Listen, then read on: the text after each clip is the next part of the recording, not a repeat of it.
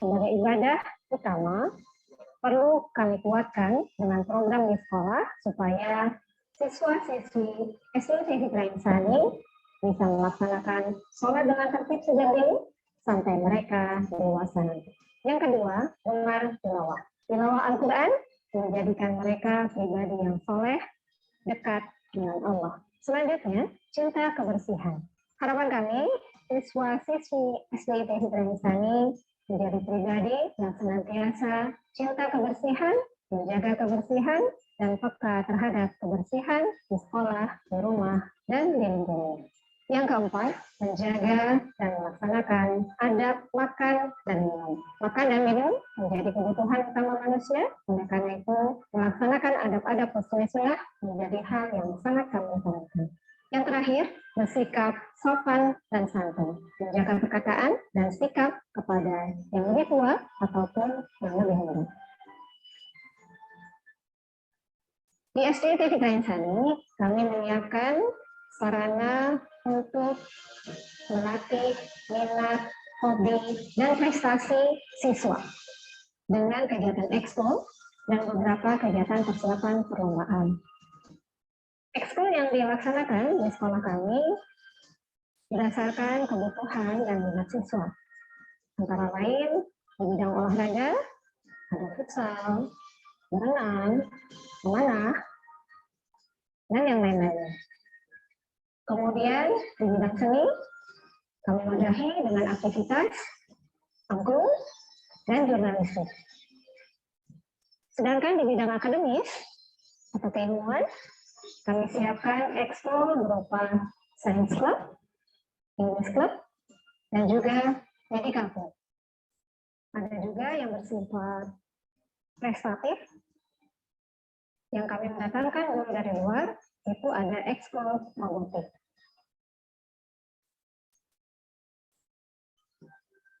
Alhamdulillah, siswa-siswi kami aktif mengikuti perlombaan yang diadakan baik oleh Dinas Pendidikan Kabupaten Bandung Barat ataupun juga lembaga-lembaga lain. Dan di belakang saya ada cukup banyak piala yang menjadi hasil raihan terbaik dari putra-putri di SDIT Fitra Insani. Kejuaraan ini ada yang di tingkat kabupaten, ada yang di tingkat gugus, ataupun juga di tingkat provinsi Jawa Barat.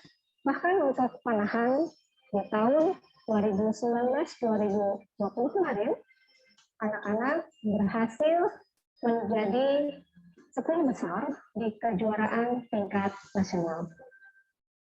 Lulusan SDIT Fitra Insani berhasil melanjutkan ke SMP, negeri ataupun swasta yang ada di Kabupaten Bandung Barat, Kota Cimahi, Kota Bandung, atau bahkan keluar kota. Sebagian besar dari lulusan SDIT Fitra Insani melanjutkan ke SMP IT Fitra Insani, baik SMP IT Fitra Insani yang ada di Jalan Rawapojok, ataupun SMP IT Fitra Insani boarding school yang ada di Cimahi. Hal ini menunjukkan bahwa siswa-siswi SDIT Fitra Insani mampu bersaing dengan lulusan dari sekolah lain. Mari bersama Sekolah Islam Terpadu Fitrah Insani untuk mewujudkan generasi bangsa yang kuat, berkepribadian Islami, berilmu, dan mandiri, serta berguna bagi bangsa, masyarakat, dan agama. Fitrah Insani, menjaga fitrah, membina insan kami.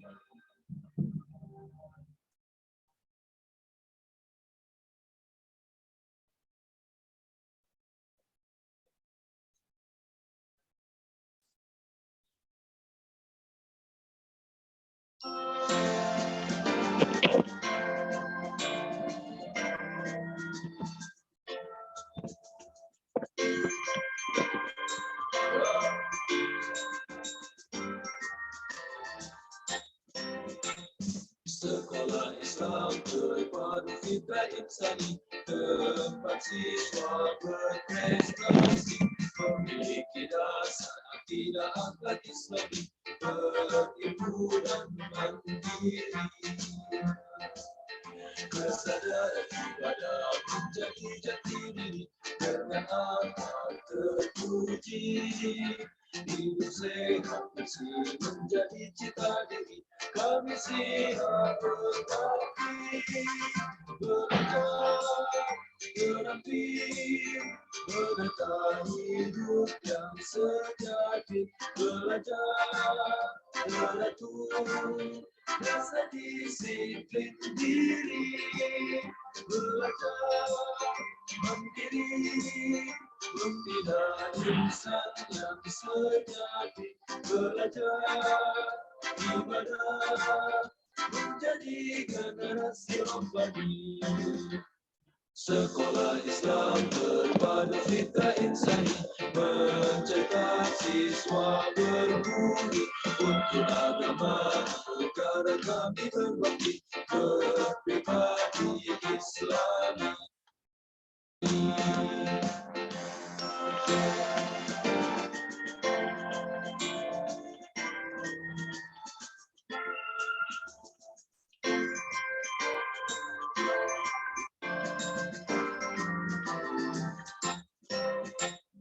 Sekolah Islam terpadu fitrah insani, tempat siswa berprestasi, memiliki dasar akidah akhlak Islami, berilmu dan mandiri.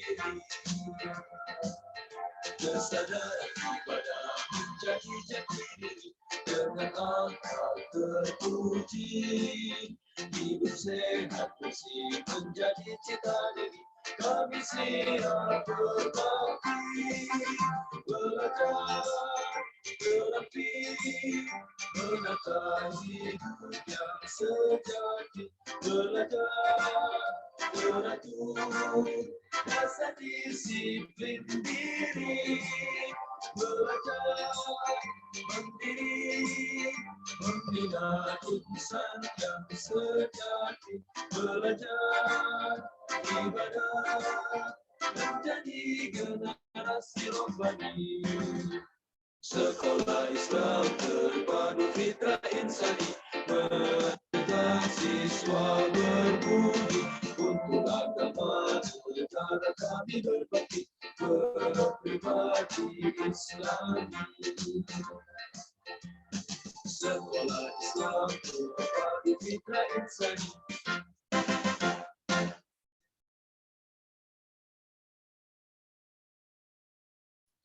Ya, alhamdulillahirrahmanirrahim. Assalamualaikum bunda-bunda semua, apa kabarnya? Alhamdulillah, baik. Waalaikumsalam warahmatullahi. Ya, sebelum mulai mungkin saya akan menyapa.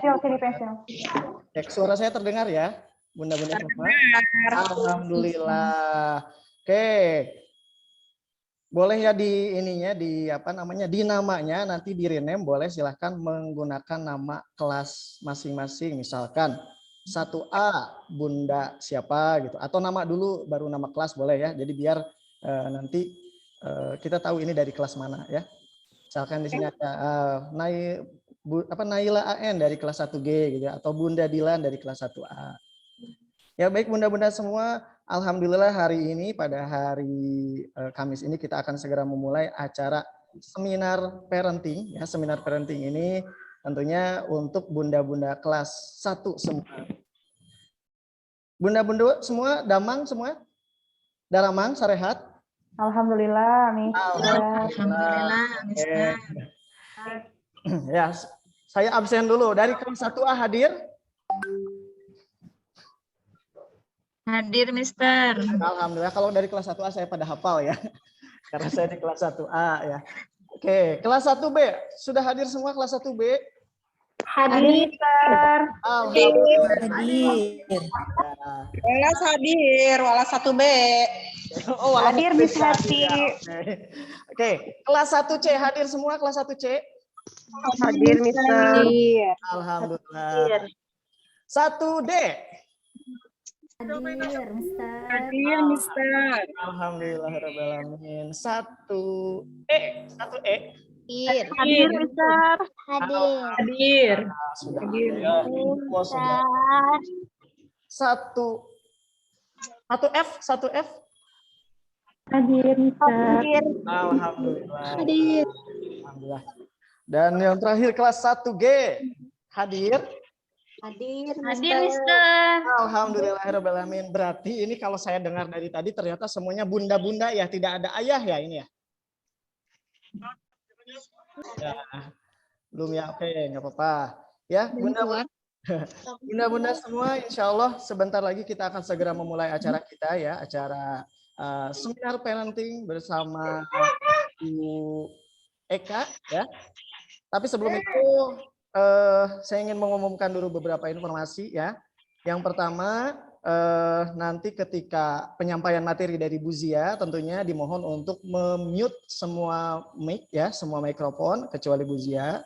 Lalu juga nanti insya Allah akan di-share link untuk absensi atau kehadiran ya, kehadiran nanti di kolom chat akan saya share. Dan untuk pertanyaan juga nanti bisa disampaikan di kolom chat ya. Baik bunda-bunda semua, agar waktunya tidak lebih efektif lagi, kita langsung mulai saja ya. Siap ya bunda-bunda semua? Siap. Insya Allah siap. Siap, insya Allah. Alhamdulillah ya.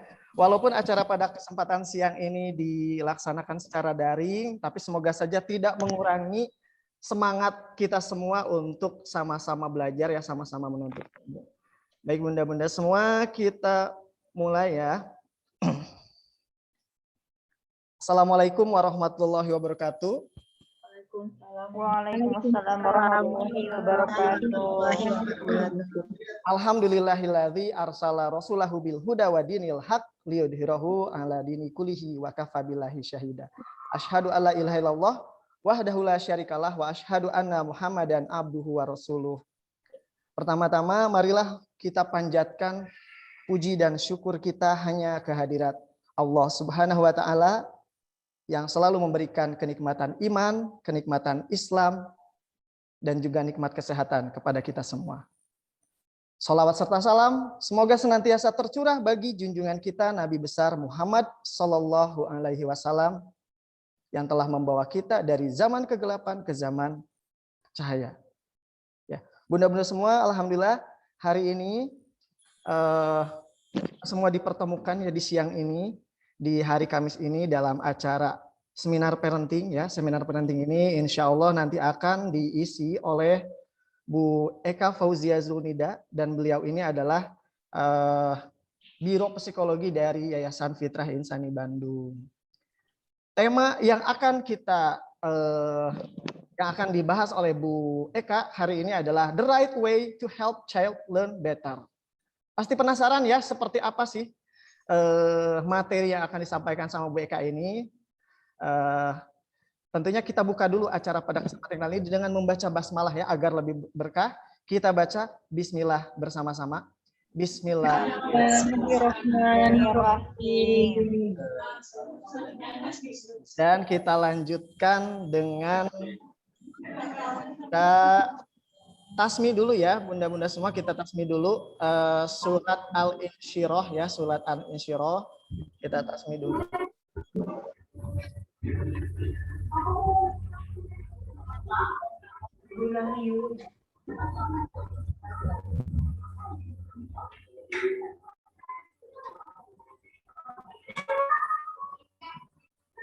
Ya.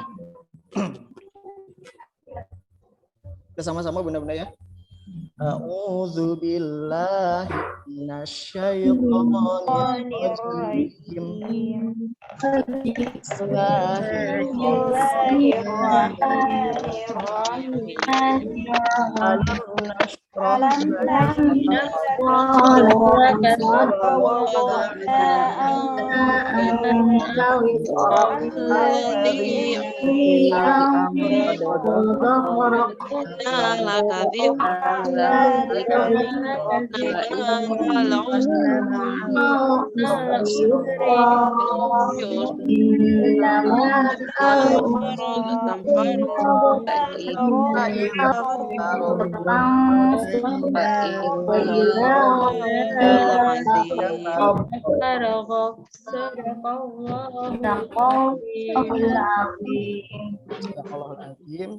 Ya.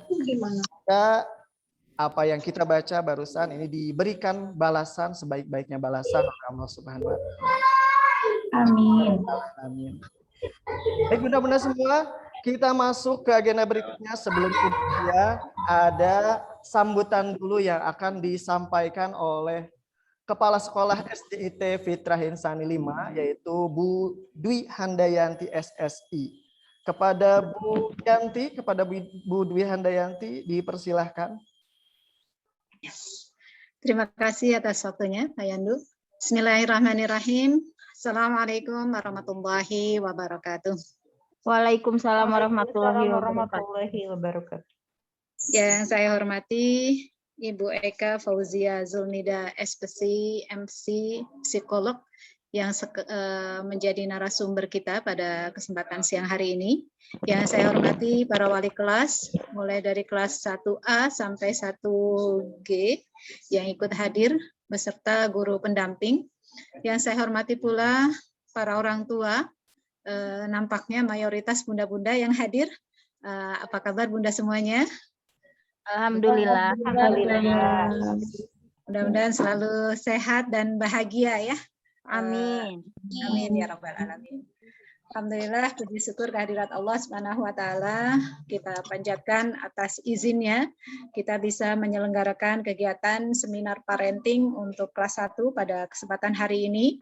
Salawat dan salam senantiasa kita curah limpahkan kepada junjungan kita Nabi Muhammad sallallahu alaihi wasallam. Semoga kita senantiasa istiqomah berada di jalannya dan mendapatkan syafaat nanti di yaumul akhir. Amin ya rabbal alamin. Ayah bunda, kalaupun ada ayah, alhamdulillah ya. Mudah-mudahan ada. Kalaupun tidak, berarti nanti para bunda menyampaikan ya apa yang ada di seminar ini kepada suami masing-masing ya, supaya terjadi sinkronisasi dari materi yang disampaikan pada kesempatan hari ini. Hadirin yang berbahagia, pada kesempatan hari ini kita melaksanakan webinar, seminar secara online yang dengan tema tadi ya yang sudah disampaikan oleh MC, The Right Way to Help Child Learn Better. Jadi harapannya sesudah webinar ini para orang tua bisa mendapatkan pencerahan ya tentang teknik ataupun juga proses pendampingan yang tepat untuk ananda masing-masing. Kita ketahui semua anak itu masing-masing unik dengan kelebihan dan kekurangan masing-masing. Ada kalanya tidak bisa kita samakan dengan yang lain, begitu ya. Masing-masing memiliki kekhasan dan kecenderungannya. Insya Allah yang kita yakini semuanya berpotensi untuk menjadi anak yang soleh, semuanya berpotensi untuk menjadi anak yang pintar, semuanya punya potensi menjadi anak yang sukses dunia akhiratnya. Jadi selamat menikmati kajian yang akan nanti disampaikan oleh Bu Zia ya. Kami sering memanggil beliau dengan nama Bu Zia di panggilan yang tengahnya. Bu Zia akan memaparkan banyak hal dan mudah-mudahan di sesi diskusi nanti bisa diperdalam beberapa hal yang masih dirasa bunda-bunda perlukan begitu ya. Bagaimana nih pendampingan belajar yang tepat atau bagaimana untuk menstimulasi anak-anak supaya lebih percaya diri, mandiri dan lain sebagainya. Terakhir, selamat mengikuti acara webinar ini. Semoga bermanfaat untuk kita semuanya. Mohon maaf bila masih ada kekurangan dalam pelaksanaan seminar hari ini. Mudah-mudahan kita bisa adakan lagi nanti di semester depan. Assalamualaikum warahmatullahi wabarakatuh. Waalaikumsalam warahmatullahi wabarakatuh. Waalaikumsalam warahmatullahi wabarakatuh. Ya, terima kasih kepada Bu Dwi Handayanti SSI. Ya, beliau adalah Kepala SDIT Fitrah Insani 5. Tadi ada Bu Yanti, ayahnya satu, yaitu saya. Gitu. Saya ayah hadir ya. Betul. Ayah Yandu. Ya, alhamdulillah ya. Ya, bunda-bunda semua, gimana? Sudah tidak sabar untuk menikmati materi dari Bu Zia, bunda-bunda? Ya, segera ya. Baik. Sebelum itu saya mungkin akan mengajak bunda-bunda semua untuk melakukan tepuk semangat ya, walaupun mic-nya dimatikan ataupun di mute ya. Tapi silahkan kita ikuti tepuk semangat. Ini biasanya kita lakukan bersama Ananda ya, Ananda semua di kelas ya. Tepuk semangatnya sangat gampang sekali. Tepuk semangat, nanti tepuk 3 kali. Tangan kanan, lalu kiri. Lalu diputar. Semangat. Seperti itu ya. Siap ya bunda-bunda ya. Baik. Tepuk semangat.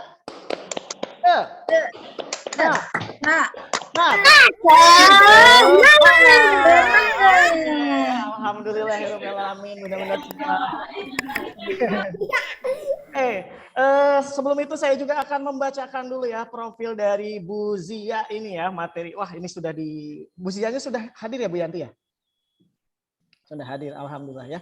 Sedikit saya perkenalkan dulu. Ini dia ternyata Bu Zia ya. Baik.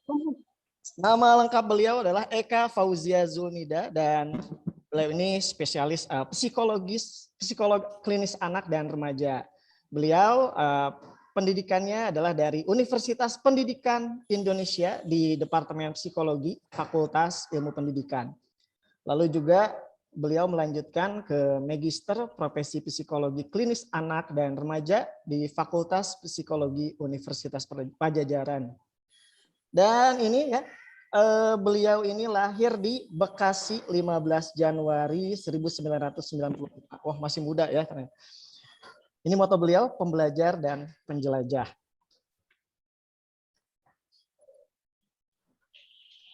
Nah, ini bidang keahlian beliau ya. Banyak sekali ya. Wah, kalau dibacakan satu-satu ini banyak sekali ya. Ini pengalaman kerja beliau ya, bidang keahlian dan minat beliau juga. Lalu juga ini pengalaman beliau ya. Ini ada juga kontaknya beliau ya, bisa di-follow, ada Instagramnya juga ya, ada emailnya juga beliau.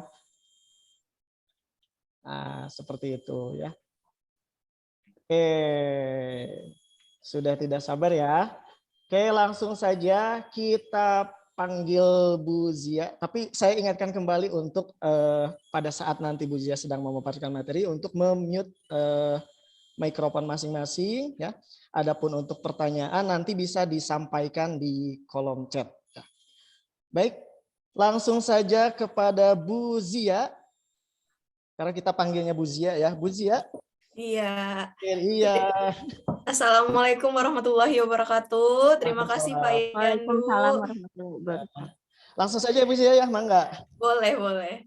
Iya. Apa kabar nih bunda-bunda semuanya? Alhamdulillah.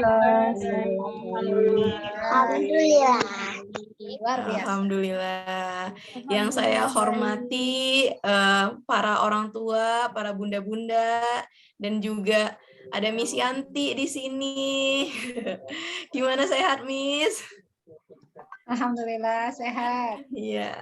Dan juga ada para wali kelas, Miss semua di sini. Semoga sehat selalu ya. Nah, saya izin share screen.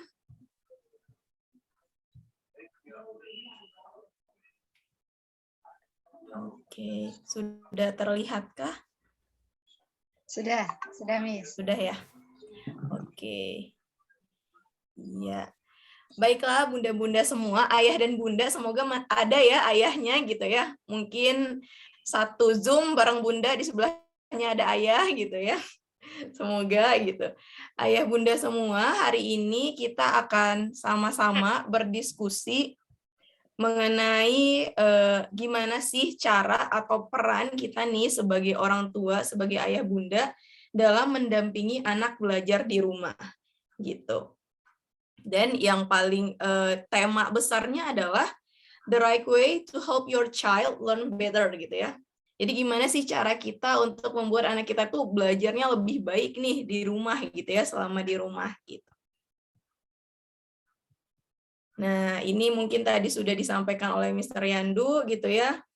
Bidang keahlian saya memang di klinis anak dan remaja, dan sekarang saya sedang prakteknya di Biro Psikologi Fitrah Insani gitu. Ini sekilas tentang profil. Nah, kita langsung ke materi kita nih, biar cepat dan lebih apa ya? Kita bisa lebih banyak belajar gitu ya, dengan waktunya yang juga cukup efektif gitu. Nah, ini Ayah dan Bunda, sebelum kita masuk ke arah pendampingan gitu ya, mungkin kita perlu review lagi nih sebenarnya mengenai peran kita nih sebagai orang tua gitu. Nah, sebenarnya peran orang tua sendiri paling penting dalam tumbuh dan kembang anak gitu, terutama terkait dengan aspek-aspek perkembangan anak. Walaupun mungkin sekarang kita fokusnya di pendampingan belajar di rumah gitu ya. Tapi dalam pendampingan belajar di rumah ini juga sebenarnya kita juga ikut menstimulasi nih setiap aspek dari perkembangan anak kita gitu. Apa saja aspeknya? Yang pertama, aspek kognitif. Itu terkait dengan kecerdasan gitu ya, daya tangkap anak gitu. Mungkin di sekolah gitu ya sudah dikasih materi-materi pembelajaran gitu. Makanya perlu kita cek lagi nih di rumah apakah gitu ya aspek kecerdasan dari anak kita itu berkembang gitu ya. Kemudian nih bagi anak-anak kelas 1 biasanya nih aspek motorik yang harus diperkenceng gitu ya. Karena ini terkait dengan skills. Skills itu kalau misalnya ingin lancar itu perlu diulang-ulang. Misalnya skills menulis gitu ya, skills membaca gitu. Nah, makanya perlu sekali nih keterlibatan dari orang tua dalam melakukan stimulasi di rumah gitu. Bahasa juga seperti itu. Bahasa terkait juga dengan nanti membaca, terkait juga dengan anak sistematika anak dalam berbicara seperti apa gitu. Itu aspek bahasa. Lalu aspek yang perlu kita kembangkan lagi sosio-emosi. Ini terkait dengan kemandirian, mengikuti aturan gitu ya. Yang tentunya baik di sekolah ataupun di rumah perlu kita kembangkan gitu. Dan terakhir itu aspek motivasi. Dorongannya nih untuk menjadi lebih baik gitu ya, untuk bertumbuh gitu. Nah, sebenarnya kesemua ini ayah dan bunda gitu ya, intinya adalah kita sebenarnya mengembangkan karakteristik anak gitu ya. Kalau tadi kita lihat dari visi misinya FI itu pengen jadi insan kamil gitu ya. Nah, ini kalau misalnya kita lebih spesifikkan lagi nih pada perkembangan anak gitu, sebenarnya kita kan ingin anak kita tuh anak yang sehat, baik secara fisik ataupun mental gitu ya. Kalau fisik mungkin secara bebas dari penyakit gitu ya, secara fisiknya, motoriknya bagus gitu ya. Kalau mental mungkin anak bisa mengekspresikan diri dengan baik gitu. Anak tidak berada dalam tekanan gitu ya. Itu kalau sehat secara mental. Terus juga cerdas gitu kan. Cerdas itu berkaitan dengan bukan hanya nih anak menggunakan kecerdasannya untuk di sekolah, tapi untuk di lingkungannya juga gitu ya. Untuk mengendalikan dirinya gimana gitu kan, mengendalikan emosinya, menyesuaikan dirinya, itu kan ada kecerdasan juga di sana gitu ya. Jadi bukan hanya konteksnya akademis sebenarnya. Terus juga kreatif gitu. Kreatif itu terkait dengan gimana sih anak bisa menghasilkan hal-hal baru, mengembangkan ide-idenya di lingkungan gitu. Yang kita harapkan nih nantinya gitu ya setelah webinar ini, ayah dan bunda mulai bisa nih mengikuti beberapa tips-tips agar mencapai gitu ya, agar apa yang kita harapkan anak yang sehat, cerdas, dan kreatif ini bisa terwujudkan walaupun perlahan gitu. Pasti semuanya ada proses gitu ya, pelan-pelan asal kita mencoba gitu. Nanti di selama pematerian akan muncul nih tips-tips untuk mengembangkan anak sehat, cerdas, dan kreatif yang nanti akan saya kaitkan juga dengan pendampingan anak belajar di rumah gitu. Mungkin bisa disimak oleh ayah bunda, kalau ada yang perlu dicatat boleh sekali, ataupun nanti mungkin materinya juga akan di-share gitu. Oke, nah ini kalau kata Albert Einstein, ayah bunda, setiap anak itu jenius. Tapi jika kita menilai ikan dari kemampuannya memanjat pohon seumur hidup, dia akan menganggap dirinya bodoh gitu. Jadi maksudnya apa di sini? Maksudnya tips yang pertama nih, untuk mengembangkan anak sehat, cerdas, dan kreatif itu kita harus memandang anak kita sebagai pribadi yang unik.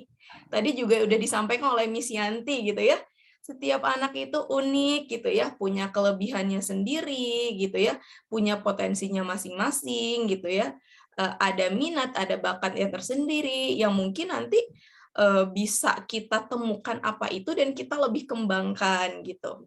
Nah, jadi kita juga menilainya gitu ya, pakai kacamata setiap anak unik, setiap anak berbeda gitu ya. Jadi kita tidak menyamaratakan atau ada standarisasi tertentu bagi kita gitu kan. Nah, ini juga membantu anak sebenarnya untuk mengembangkan pemahaman mengenai diri pribadinya. Jadi membantu anak untuk, oke, aku punya potensi tersendiri gitu ya. Aku punya keunikan tersendiri nih gitu. Nah, itu tips yang pertama gitu ya. Jadi mindset kita yang setiap anak unik, oke, baiklah gitu ya. Nanti kita akan lanjut pada tips yang kedua gitu. Nah, ini kaitannya dengan mengapa nih ayah dan bunda gitu ya, belajar perlu kita ulangi di rumah gitu. Ini kaitannya tentu dengan stimulasi ya. Nah, kalau bicara tentang belajar, pasti ayah dan bunda juga sudah tahu ya, prinsip dari belajar adalah pengulangan. Yang awalnya dari tidak bisa menjadi bisa, yang dari tidak tahu menjadi tahu gitu ya, yang jadi tidak ahli menjadi ahli gitu.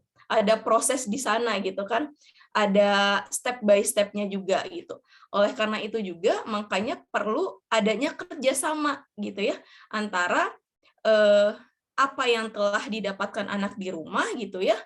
Nanti kita coba cross check kebalik nih, apa yang didapat anak di sekolah kita cross check di rumah gitu. Walaupun sebaliknya juga bisa gitu ya.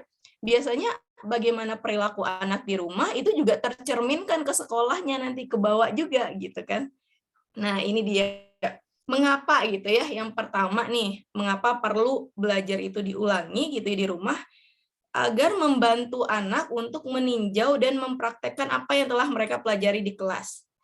Nah, ini apalagi bagi anak-anak kelas 1 nih ayah dan bunda. Kelas 1 itu sangat aktif ya gitu ya. Ini wah, pertama kalinya masuk sekolah nih gitu ya. Apalagi setelah pandemi gitu kan. Pasti mereka sangat excited juga gitu ya. Ada anak yang sangat excited gitu ya. Ada juga mungkin anak yang malu-malu gitu ya. Masih penyesuaian gitu untuk menyesuaikan diri dengan situasi sekolah nih gitu. Makanya ketika kita di rumah kita coba cross check lagi nih di sekolah ngapain aja gitu kan, pelajarannya seperti apa gitu. Nah, ini untuk membantu mereka nih mempraktekkan apa yang telah dipelajari di sekolah di rumah gitu. Terus juga membantu anak mengingat serta mengembangkan kebiasaan belajar yang baik dan sikap positif gitu. Jadi membantu anak mengingat, karena kalau konsepnya adalah daya ingat gitu ya, kalau pertama kali diajarkan dan anak ingat itu masih masuknya ke memori jangka pendek gitu. Gimana cara kita membuatnya ke memori jangka panjang? Dengan diulangi lagi pelajarannya gitu ya. Kita minta lagi mereka memaknai apa sih yang dipelajari sebelumnya di sekolah gitu kan. Nah, itulah yang membuat nantinya pelajaran itu menjadi hinggap di memori jangka panjangnya gitu. Terus juga mereka juga belajar menggunakan berbagai sumber daya seperti perpustakaan, referensi, dan web, dan lain sebagainya gitu ya, untuk mengembangkan wawasannya. Jadi kalau misalnya di sekolah gitu ya, materi-materi pelajaran mungkin dari satu media gitu ya, ayah dan bunda bisa lebih kreatif gitu di rumah gitu ya, memberikan berbagai macam sumber daya atau media untuk mereka belajar gitu di rumah gitu. Karena di rumah kan sebenarnya lebih luas gitu ya, cakupannya, jangkauannya juga gitu. Dan lebih personal gitu ya, bisa mengajarkan anak lebih dalam gitu, lebih private gitu. Itu juga salah satu alasan gitu ya kenapa perlu diulangi di rumah. Dan yang terakhir nih, kalau dari tadi kita berbicara aspeknya kecerdasan gitu ya, aspek sikapnya sebenarnya juga sangat berkaitan, yaitu untuk mendorong anak menjadi lebih mandiri, disiplin, dan bertanggung jawab. Terutama kalau misalnya ada tugas-tugas nih dari gurunya gitu. Boleh dicek sama ayah dan bunda gitu ya. Kita ngajarin anak juga, apakah dia bertanggung jawab nih dengan tugasnya gitu ya, dengan aturan yang diberikan guru gitu. Apakah mandiri juga gitu, itu bisa dicek di rumah gitu. Nah, hal ini tidak kalah pentingnya nih ayah dan bunda gitu ya. anak-anak harus tahu nih bahwa kita nih ayah dan bundanya dan keluarganya gitu ya, peduli dengan apa yang mereka lakukan gitu. Jadi peduli dengan tugas mereka, peduli dengan prestasi mereka di sekolah, peduli dengan kegiatan apa saja yang mereka lakukan di sekolah gitu. Jadi kita harus menunjukkan gitu ya rasa kepedulian itu, rasa care gitu ya. Karena ketika anak-anak melihat kita peduli gitu ya, mereka jadi merasa lebih semangat biasanya, atau misalnya mereka lebih memiliki alasan untuk menyelesaikan tugas-tugas atau pekerjaan rumah itu dengan tepat waktu gitu. Karena ayah dan bunda cukup peduli gitu ya dengan apa yang mereka kerjakan gitu. Nah, ini cara untuk mendampingi anak belajar di rumah. Yang pertama, kita set waktu belajarnya kapan, ayah dan bunda. Jadi set a regular time gitu ya. Beritahu pada anak pentingnya belajar, terus juga berapa lama waktu yang diperlukan untuk mereka belajar. Jadi kalau anak-anak ya, kalau misalnya kita suruh belajar gitu ya, belajar aja tanpa diberikan waktu tertentu, mereka mungkin akan lebih banyak tidak maunya mungkin ya, karena itu kan belajar itu bukan bermain gitu kan, akan lebih banyak malesnya bisa jadi gitu ya. Nah tapi kalau misalnya kita sudah setting nih waktu belajarnya kapan, jadinya mereka punya agenda tersendiri. Jadinya mereka bisa menyempatkan juga gitu ya, karena udah sepakat dari awal sama ayah dan bunda bahwa ada waktu-waktu tertentu untuk mereka belajar. Nah, biasanya nih anak SD itu 30-45 menit gitu ya, waktu mereka untuk belajar, bisa kita set gitu. Nah, itu untuk yang pertama, tips yang pertama gitu. Lalu yang kedua, buatlah suasana belajarnya menjadi nyaman dan minimalisir hal-hal yang dapat mengganggu. Nah, ini biasanya nih kalau misalnya ada keluhan terkait anak yang nggak fokus belajar gitu ya, kurang konsentrasi gitu. Atau ketika diterangkan, dia malah ngelihatnya ke arah lain gitu ya, malah tidak mendekapi dan lain sebagainya. Kadang kita memang fokus pada hal itu gitu ya, anak tidak konsentrasi dan lain sebagainya, tapi kita melupakan bagaimana situasi anak ketika belajar gitu. Karena suasana belajar sangat mempengaruhi fokus dan konsentrasi anak. Kenapa begitu? Karena ada anak yang mungkin bisa belajar dalam situasi hening gitu ya, dalam situasi tidak ada yang mengganggu gitu. Ada tipe anak yang belajarnya seperti itu gitu. Ada anak juga yang mungkin ada orang dia tidak apa-apa gitu ya, tapi perlunya didampingi dan lain sebagainya gitu. Jadi macam-macam. Jadi hal yang perlu kita perhatikan adalah buatlah ruangan belajar senyaman mungkin. Jauhkan dari suara bising gitu ya. Kalau perlu punya ruangan khusus atau di kamar anak gitu ya. Jadi memang khusus di sana gitu, tidak ada orang yang lewat-lewat, tidak ada suara TV misalnya gitu ya. Jauhkan segala macam gadget terlebih dahulu kalau memang tidak memerlukan gadget gitu ya ketika suasana belajarnya gitu. Jauhkan mainan-mainannya, benda-benda atau alat-alat yang mengganggu fokus anak gitu ya. Dan jangan lupa pastikan alat-alat belajar yang dibutuhkan anak tersedia di hadapannya. Jadi kayak buku, penggaris, apalagi spidol, dan lain sebagainya tuh ada di depan anak gitu. Karena nanti bisa jadi kita udah setting nih dengan senyaman mungkin, tapi ternyata alat-alat yang dibutuhkannya itu nggak ada di sana gitu. Pada akhirnya itu menjadi alasan anak untuk bolak-balik menemui bunda. Bun, ini aku nggak tahu di mana. Bun, ini, bun, itu gitu kan. Nah, itu kan bisa jadi malah mengganggu gitu ya proses belajar gitu. Terus juga berikan pencahayaan yang cukup di ruang belajar gitu ya. Kalau perlu gitu ya menggunakan kursi dan meja yang nyaman gitu ya. Jadi memang ada posisi-posisi bagi anak untuk belajar gitu. Menggunakan kursi dan meja itu sebenarnya melatih anak juga, melatih daya tahannya ketika di sekolah. Karena di sekolah kan belajarnya menggunakan kursi dan meja gitu. Nah, yang harus sangat dihindari adalah belajar sambil nonton TV gitu, atau belajar sambil makan. Nah, itu udah dua aktivitas sebenarnya itu. Fokusnya kemana misalnya gitu ya. Atau misal juga belajar sambil tidur. Nah, itu juga bisa mengganggu gitu. Oke, ini ada tips yang kedua nih terkait dengan yang tadi juga nih ibu dan ayah gitu ya. Untuk mengembangkan anak sehat, cerdas dan kreatif yang tadi, kita harus menciptakan lingkungan sehat baik untuk pengembangan kesehatan fisik dan mental anak. Salah satunya yang tadi suasana belajarnya gitu ya, lingkungannya juga harus sehat gitu ya. Karena lingkungan sehat ini membuat anak bebas untuk mengekspresikan diri tanpa takut gitu ya. Bebas untuk mengeksplorasi apapun yang ada di hadapannya, tujuannya terarah dan bertanggung jawab gitu.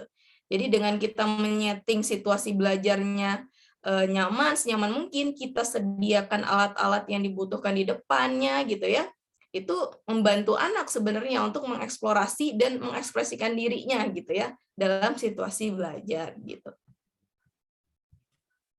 Oke, lalu hal selanjutnya adalah berikan contoh yang baik. Jadi apalagi bagi anak-anak yang baru gitu ya, kelas 1 gitu ya, orang tua adalah role model-nya gitu ya. Walaupun sepanjang usia juga orang tua tetap menjadi role model-nya anak biasanya gitu ya. Nah, kita bisa nih sambil mencontohkan gitu ya, sambil juga kita kasih tahu ke anak, misalnya ketika orang tua sedang baca koran misalnya gitu ya, membaca majalah dan lain sebagainya. Kita bisa sambil ngobrol ke anak gitu ya. Ibu seperti ini gitu ya, karena ibu rajin baca jadinya ibu bisa tahu hal-hal banyak hal nih. Yuk kamu juga baca yuk, rajin baca yuk biar kamu juga bisa tahu banyak hal kayak ibu gitu ya. Nah, terus juga mungkin bagi yang orang tua bekerja gitu ya, boleh banget gitu ya orang tua memberitahukan nih apa saja yang ayah dan bunda lakukan di tempat kerja gitu. Misalnya ayah dan bunda harus mengatur arsip-arsip kah gitu ya, atau ayah dan bunda mengajar kah, misalnya kalau ada orang tua yang sebagai guru gitu ya. Ayah dan bunda bisa cerita ke anaknya gitu ya, bisa cerita ke mereka kalau misalnya pekerjaan-pekerjaan ini gitu ya, kesibukan ayah dan bunda yang seperti ini ayah bunda dapatkan setelah proses belajar gitu ya, setelah ayah dan bunda melewati kelas 1 juga kayak kamu gitu ya. Ayah bunda juga belajar baca, belajar nulis, makanya sekarang bisa jadi kayak gini nih gitu. Nah, itu juga bisa gitu ya, bantu mereka untuk menggunakan rutinitas sehari-hari untuk mendukung keterampilan yang mereka pelajari. Bisa juga ajari dia main permainan kata atau matematika gitu ya, sesuai dengan kalau anak kelas 1 banyaknya kita stimulusnya itu terkait dengan motorik misalnya gitu ya. Misalnya ibu lagi masak kue nih, adonan ada tepung-tepungan gitu ya, misalnya gitu. Nah, kita mau sambil melatih motorik halusnya nih. Jadi keluasan jari-jari tangannya dalam menulis. Nah, mereka bisa dilibatkan sebenarnya, bantuin ibu yuk untuk ngaduk-ngadukin si tepung ini gitu. Nah, di satu sisi dapat gitu ya, membantu ibu gitu ya. Di satu sisi juga dapat nih stimulasi terkait dengan motorik halusnya, itu bisa dilakukan gitu. Nah, terus juga bisa juga nih diajak ke tempat-tempat misalnya ke mall atau misalnya ke kebun binatang, ke toko buku dan lain sebagainya gitu ya, jalan-jalan di sekitar lingkungannya, terus sambil cerita-cerita gitu ya, apa yang mereka lihat gitu ya di toko buku itu ada apa aja gitu. Terus mereka paling suka ke area yang mana nih gitu, area buku yang mana, misalnya buku anak-anak, kenapa sukanya di area yang itu gitu. Itu bisa kita ajak gitu ya ngobrol. Sebenarnya itu selain melatih mereka untuk melatih kecerdasan juga gitu ya, melatih mereka merespon dengan cepat, itu juga melatih mereka dalam berkomunikasi gitu ya, sosial emosinya juga gitu. Dengan kita biasa nih mengajak mereka ke tempat-tempat baru, otomatis kan mereka melihat situasi-situasi sosial baru yang pastinya orang-orang di sekitarnya itu banyak orang-orang baru yang mereka nggak kenal gitu ya. Nah, itu salah satu cara yang bisa dilakukan gitu. Terus juga di sini tunjukkan minat dan ketertarikan. Jadi tunjukkan minat dan ketertarikan orang tua terhadap apa yang anak-anak lakukan gitu.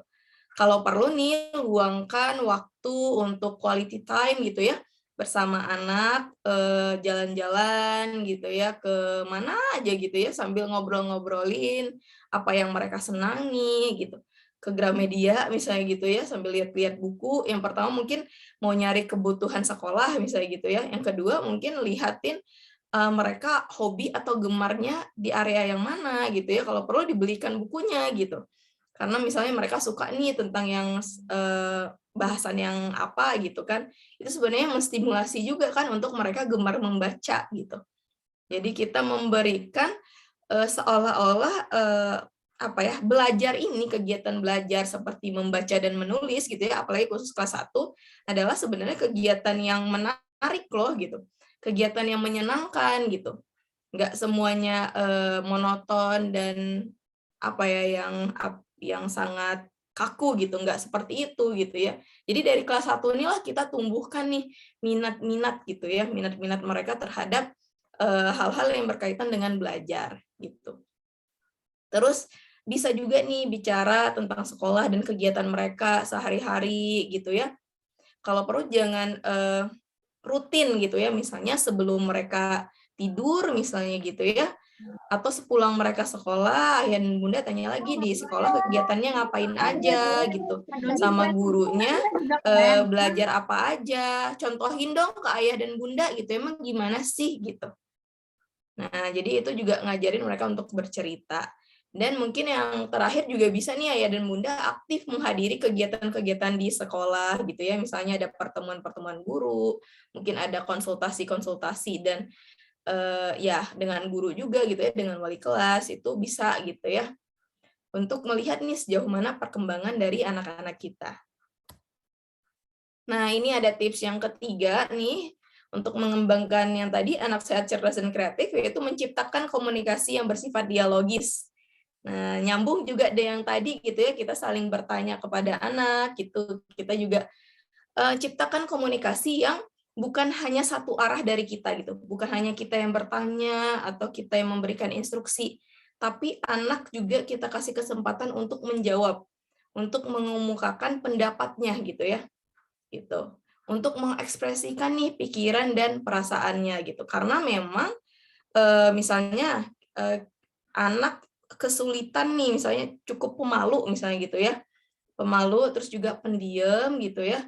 Bisa jadi kurang adanya kesempatan dari kita untuk mereka bersuara di rumah, bisa jadi seperti itu gitu ya. Sehingga ketika di sekolah yang muncul adalah sikap pemalu dan pendiamnya gitu, karena nggak dibiasain di rumah gitu. Jadi mungkin bisa dimulai nih dari sekarang, mulai gitu ya, kayak ngobrolin apa kegiatannya, atau misalnya tanya pendapatnya tentang film yang baru saja dia tonton, bisa jadi gitu ya. Atau tanya pendapatnya tentang kue yang baru saja bunda masak gitu. Nah, jadi banyak gitu ya hal yang bisa kita lakukan untuk menciptakan nih komunikasi yang dialogis gitu ya, dialog berdiskusi kayak gitu. Oke, ini monitoring proses belajar anak ini juga perlu dilakukan oleh ayah dan bunda gitu ya untuk mendampingi anak dalam belajar. Yang pertama, tanyakan pada guru tentang tugas yang perlu dikerjakan anak di rumah. Terutama untuk anak kelas 1 gitu ya. Siapa tahu mereka ya mereka ingat gitu ya, tapi kadang mungkin lupa juga gitu ya. Jadi memang perlu keaktifan orang tua juga nih untuk nanyain ke guru-guru gitu ya. Atau mungkin ini lebih enak ya di FI ada grup gitu ya, jadi bisa sharing langsung gitu kan. Nah, terus juga be available. Nah, ini maksudnya adalah orang tua hadir gitu. Ada nih yang mendampingi anak di sebelahnya untuk belajar, untuk stimulasi gitu. Walaupun orang tua mungkin tidak ada gitu ya, sibuk dan lain sebagainya, bisa jadi gitu ya. Tapi mungkin ada orang-orang pengganti gitu ya, yang bisa menggantikan orang tua untuk mendampingi anak belajar. Bisa jadi kakaknya, atau mungkin ada hire guru les tertentu atau saudara, sepupu, dan lain sebagainya gitu. Jadi jangan tinggalkan anak kita belajar sendiri, apalagi masih pada usia SD kelas 1 gitu. Walaupun nanti pada usia SD kelas nanti kelas 5, kelas 6 juga pendampingan ini sebenarnya juga sangat diperlukan gitu ya. Nah, tapi dari awal ini kita coba membentuk sebenarnya. Karena kalau anak dilepas saja gitu ya, apalagi pada awal-awal ini, bisa jadi apa yang kita harapkan tidak sesuai gitu ya, apa yang kita harapkan mereka berkembang gitu dalam aspek kognitif, motorik, dan lain sebagainya, tidak terjadi gitu ya. Karena proses belajarnya mungkin tidak sesuai dengan apa yang diharapkan. Bisa jadi kita lihat mereka buka buku gitu ya, tapi sebenarnya nggak ngulangin gitu. Siapa tahu mereka bingung gitu ya mau ngapain gitu kan. Nah, itu adalah efek-efek yang harus kita minimalisir gitu. Jadi memang perlu sekali adanya pendampingan gitu ya dari orang tua. Nah, lalu kemudian memeriksa hasil pekerjaan anak. Ini juga diperlukan gitu ya. Apalagi sekarang anak kelas 1 banyaknya skills ya. Kita juga periksa nih nulisnya udah bagus atau belum gitu ya. Nulisnya udah tepat kah gitu. Kalau misalnya belum tepat, kita semangatin lagi gitu ya. Atau kalau misalnya ada progres sedikit gitu ya, sedikit aja gitu ya, orang tua boleh ngasih apresiasi sebenarnya. Sambil yuk dicoba lagi gitu kan. Atau juga membaca juga kita periksa hasil pekerjaan anak gitu. Terus juga memantau waktu menonton TV dan penggunaan gadget bermain games pada anak. Nah, ini sangat-sangat hal yang sangat sering ditemukan gitu ya pada situasi saat ini, apalagi sebelumnya mungkin belajarnya itu online gitu ya, dengan kondisi pandemi seperti ini, atau ada yang blended juga gitu ya sekarang gitu. Nah, perlu sekali namanya memantau gitu ya waktu menonton TV dan penggunaan gadget ini. Karena ketika sudah lepas gitu, itu akan sulit untuk membentuknya lagi gitu ya, membentuk polanya lagi. Jadi memang dari kelas 1 inilah kita coba kasih jam berapa sampai jam berapa dia boleh menggunakan gadget gitu. Atau hari-hari apa saja anak boleh menggunakan gadget. Selebihnya di luar itu mungkin gadget bisa dipegang sama orang tua atau boleh menggunakan gadget demi keperluan belajar asal ada orang tua di samping yang mengawasi gitu. Jadi memang perlu dibuat kesepakatan dari anak tentang penggunaan gadget ini gitu. Karena kalau sudah mulai kecanduan gitu, udah mulai tidak bisa lepas dari gadget, itu sulit lagi nih mengubah polanya, dan mungkin orang tua juga jadi bingung gitu ya, gimana nih caranya gitu. Jadi mungkin dari awal gitu ya, mumpung masih belum kecanduan sekali gitu ya, mungkin langsung bisa dikasih nih waktu-waktu penggunaan gadgetnya kapan saja gitu. Nah, ini juga memberikan bimbingan gitu ya. Jadi ini ada the basic rules itu ya. Don't do the assignment yourself, it's not your homework, it's your child gitu ya. Jadi ini terkait dengan kita memberikan kesempatan anak untuk mandiri gitu ya, ayah dan bunda. Jadi sebenarnya gitu ya, terkadang nih kita greget gitu ya ketika anak punya tugas atau PR gitu ya. Apa nih anak lama sekali kelihatannya untuk mengerjakan gitu. Padahal nggak apa-apa, itu prosesnya gitu ya. Kalau mereka lama, ya berarti memang itu gaya belajarnya gitu ya, butuh waktu gitu dalam memahami informasi gitu ya, butuh pengulangan, ya nggak apa-apa gitu ya. Asal yang tidak boleh dan sangat-sangat harus dicegah gitu ya, basic rules ini gitu. Jadi jangan sampai kita yang mengerjakan gitu. Karena itu nggak akan membantu mereka untuk memahami dan mengembangkan wawasan berpikirnya gitu. Itu juga nggak akan membantu mereka menjadi percaya diri dengan kemampuannya sendiri. Karena oh ada bunda ini nanti yang akan bantu gitu, bisa jadi seperti itu gitu ya, bisa jadi malah menjadi alasan mereka gitu, alasan atau pembenaran gitu. Jadinya apa yang kita harapkan mereka berkembang gitu ya, wawasannya juga bertambah gitu, itu tidak tercapai jadinya gitu. Karena kan tadi seperti yang di awal, belajar di rumah atau PR itu sebenarnya kita untuk nge-review nih apa yang sudah didapatkan di sekolah, ditangkap enggak di rumah gitu. Nah, makanya ada tugas-tugas yang diberikan oleh guru gitu, biar guru juga ngelihat, oh ternyata di rumah sudah betul nih, sudah paham nih gitu ya. Karena di rumah anaknya sudah menyelesaikan dengan baik misalnya gitu. Nah, terus juga kita bantu anak menjadi lebih terorganisir gitu ya. Bantu anak membuat jadwal dan letakkan di tempat yang terlihat. Ini sebenarnya berkaitan juga nih dengan time management tadi gitu ya. Nah, ketika kita sudah menentukan waktu belajar anak itu setiap jam berapa saja gitu ya, kita buat list kegiatan apa saja nih yang dilakukan anak ketika belajar gitu ya, ketika waktu-waktu belajar itu. Bahkan gitu ya, ayah dan bunda boleh nih membuat agenda kegiatan anak selama 1 hari itu ngapain aja gitu. Jadi bareng-bareng anak gitu ya, bikin agenda kegiatan paginya mereka gimana gitu ya. Mungkin ada daftar centang gitu ya. Dan lain sebagainya. Ini ada contoh-contohnya nih misalnya. Daily rutinnya apa nih pagi misalnya gitu ya. Ini bisa dimasukin apapun, jadi nggak harus tentang belajar gitu ya. Misalnya pagi sholat subuh gitu misalnya dia, atau di situ merapikan tempat tidur gitu, mandi, habis mandi makan, habis itu siap-siap ke sekolah gitu, terus salaman dengan orang tua dan lain sebagainya gitu ya, mengaji ya gitu. Jadi bisa disesuaikan gitu ya. Nanti kita bikin listnya gitu. Nanti anak tinggal kita minta untuk dicentang gitu ya, di checklist gitu. Atau kalau misalnya mau yang lebih seru-seruan dikasih bintang gitu ya. Nah, ini sebenarnya bisa untuk menarik minat anak lebih teratur sebenarnya dengan cara yang mungkin lebih menyenangkan gitu. Jadi dia juga excited gitu ya, hari ini aku udah centang berapa hal nih, hari ini aku ketinggalannya yang mana gitu ya. Nah, itu bisa dibuat oleh ayah dan bunda gitu ya, macam-macam juga gitu bentuk-bentuknya gitu ya, boleh yang seperti yang di tengah atau misalnya seperti yang di kanan ini gitu kan. Atau mungkin ayah dan bunda punya kreasi sendiri. Yang penting kita bikin nih agenda kegiatan anak pagi, siang, malam, atau sebelum tidur gitu ya. Sambil juga sebenarnya kita coba untuk menanamkan misalnya perilaku mandiri bisa gitu ya, mengikuti aturan atau nilai-nilai moral gitu ya. Kebiasaan-kebiasaan seperti berdoa sebelum tidur, terus juga mengaji juga gitu ya, tilawah, atau yang berbicara kepada orang tua terkait dengan pengalamannya itu juga bisa gitu ya dimasukin ke list-list ini gitu. Mungkin saat ini sudah gitu ya, sudah dilakukan gitu.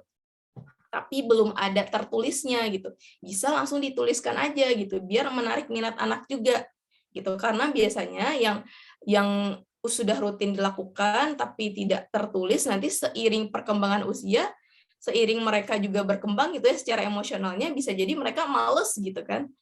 Nah, itu bisa tuh dicegah gitu ya dengan kita mulai nih dari awal ada agenda-agenda seperti ini gitu. Nah, terus juga ini nggak kalah penting gitu ya kalau dari tadi kita gimana caranya untuk mendampingi anak belajar, ini juga harus perlu diperhatikan gitu ya, beri waktu istirahat pada anak gitu.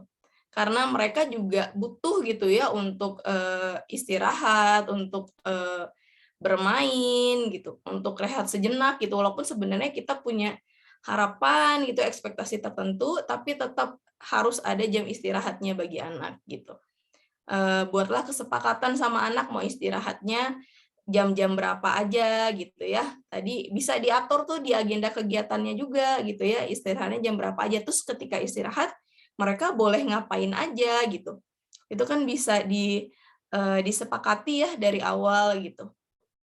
Nah, bahkan kalau misalnya nih anak sulit belajar, misalnya kalau tadi kan kita sekitar 30 sampai 45 menit jadwal anak untuk belajar di rumah misalnya gitu ya kita tetapin.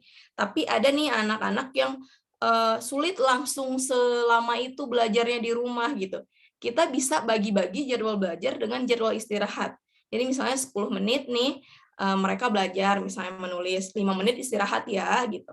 Oke, udah 5 menit, 10 menit lagi belajar lagi, 5 menitnya istirahat gitu. Nah, itu bisa kita lakukan sampai seterusnya gitu ya, sampai mungkin 30 menit atau 45 menit gitu. Jadi kan sebenarnya sama aja waktu belajarnya sama-sama 45 menit tapi dibagi-bagi dengan waktu istirahatnya gitu. Untuk menitnya sebenarnya bebas gitu ya, tergantung pola dari orang tua seperti apa gitu. Tapi tetap usahakan ada break-nya gitu. Apalagi usia mereka sekarang itu masih 7 gitu ya, 7 tahun gitu ya, anak kelas 1 masih dunia bermain sebenarnya gitu. Jadi memang perlu kita kasih juga yang secara kecerdasannya, pengembangan kemampuan intelektual dan lain-lainnya juga kita kasih gitu ya, untuk pengembangan emosional gitu ya, untuk ketenangan dirinya dan kebahagiaannya juga dikasih juga waktunya gitu, biar seimbang. Nah, ini tidak kalah pentingnya, berikan apresiasi ke anak gitu ya. Jadi berikan apresiasi saat anak berhasil melewati harinya sesuai dengan kesepakatan dengan orang tua. Jadi misalnya tadi kan ada nih agenda checklist itu ya. Kalau misalnya benar gitu ya checklistnya, wah bagus gitu ya, semuanya terpenuhi gitu ya, kita boleh ngasih apresiasi. Boleh dengan kalimat gitu ya, memberikan pujian, kamu hebat dan lain sebagainya. Boleh dengan dikasih bintang gitu, kalau misalnya anaknya memang suka reward yang seperti itu, nanti bintangnya mungkin kalau udah seminggu dikumpulin gitu ya, dihitung, terus dikasih hadiah sama orang tua. Nah itu bisa gitu ya dilakukan gitu. Atau misalnya bisa juga nih ayah dan ibu memberikan berupa hadiah, misalnya hadiah kayak tiba-tiba nih ngasih surprise, ngasih masakin masakan kesukaannya, misalnya gitu. Jadi hadiahnya mungkin nggak perlu yang wow atau gimana gitu ya, tapi hadiahnya bisa hal-hal yang lebih bermakna bagi mereka. Atau biasanya nih ayah dan bunda sibuk, misalnya weekend juga mungkin waktunya sedikit, tiba-tiba ayah dan bunda ngajakin mereka jalan-jalan, quality time bersama, itu sebenarnya udah hadiah gitu ya, hadiah sekali bagi mereka gitu ya, kesempatan bersama kedua orang tua gitu. Jadi berikan apresiasi sesuai dengan tipe anak gitu ya. Kalau misalnya ayah dan bunda pernah dengar tentang love language gitu ya, bahasa cinta gitu kan, bagaimana seseorang merasa dipedulikan oleh dicintai gitu, itu bisa kita terapkan juga nih ke anak-anak kita gitu. Ada mungkin anak yang merasa dipedulikan atau dicintai ketika dia disentuh gitu. Ya udah, apresiasinya dari kita berupa sentuhan misalnya gitu ya, dipeluk gitu ya, atau misalnya diusap kepalanya gitu. Nah, itu udah merupakan apresiasi bagi mereka sebenarnya gitu. Ada juga yang sukanya quality time gitu ya. Jadi sempatkan gitu ya waktu bersama anak, nggak perlu keluar gitu ya, nonton film bareng aja gitu misalnya di rumah gitu, atau masak bersama, atau makan bersama aja, itu mungkin sudah sangat menjadi hal yang membuat mereka bahagia gitu ya. Kalau misalnya love language-nya itu gitu ya, quality time. Banyak lagi, bisa dengan kalimat afirmasi, kalimat-kalimat positif gitu ya. Terus juga bisa dengan reward, bisa juga ya banyak lagi gitu ya, hal-hal yang terkait dengan love language. Itu bisa disesuaikan dengan anak kita, tipenya seperti apa. Mungkin ayah dan bunda lebih paham nih gitu ya karakteristik anaknya masing-masing gitu. Nah, oke, ini juga ternyata masuk nih ke tips yang keempat gitu ya, ayah dan bunda dalam mengembangkan anak sehat, cerdas, dan kreatif tadi, yaitu menumbuhkan rasa bangga sebagai dasar kepercayaan diri. Jadi apresiasi ini sebenarnya salah satu strategi kita untuk menanamkan rasa kepercayaan diri pada anak gitu ya. Jadi mereka juga bangga nih dengan dirinya sendiri gitu ya, juga bangga dengan apa yang dia lakukan, proses yang telah dia kerjakan gitu ya. Nah, percaya diri ini faktor yang sangat penting gitu ya, agar anak selalu berpikirnya positif tentang dirinya, lingkungan, dan mampu berkreasi gitu ya. Dengan kita memberikan apresiasi, mereka jadi mikir, oh oke, aku baik nih gitu ya, nanti aku akan lebih lagi gitu kan. Jadi ada kebanggaan tersendiri dari dirinya gitu. Nah, itu tadi gitu ya beberapa tips terkait dengan mengembangkan anak cerdas, kreatif, dan sehat gitu ya. Terus juga dikaitkan dengan pendampingan belajar di rumah gitu. Kalau misalnya kita simpulkan gitu ya, intinya gitu ya, kalau berbicara tentang parenting gitu, positif parenting gitu ya, ada 5 ini yang perlu kita perhatikan ayah dan bunda gitu. Yang pertama, menjalin komunikasi yang positif dengan anak gitu ya. Tadi mungkin juga sudah dijelaskan gitu ya, banyak dialog gitu ya dengan anak. Berikan kesempatan anak untuk mengekspresikan diri juga, mengemukakan pendapat juga gitu. Yang kedua, berikan kepercayaan kepada anak gitu ya. Membuat mereka mandiri, bertanggung jawab gitu, dengan tadi yang aturan-aturan atau tugas-tugas yang diberikan, agenda mereka gitu ya, dengan mereka ngechecklist itu kan sebenarnya mereka mandiri gitu ya. Terus juga kita ngasih kepercayaan bahwa mereka bisa melakukan itu gitu. Terus juga bangun rasa empati anak pada lingkungan dan orang sekitar gitu. Nah, kita coba bawa anak ke situasi-situasi baru gitu ya, melihat lingkungan sekitar gitu.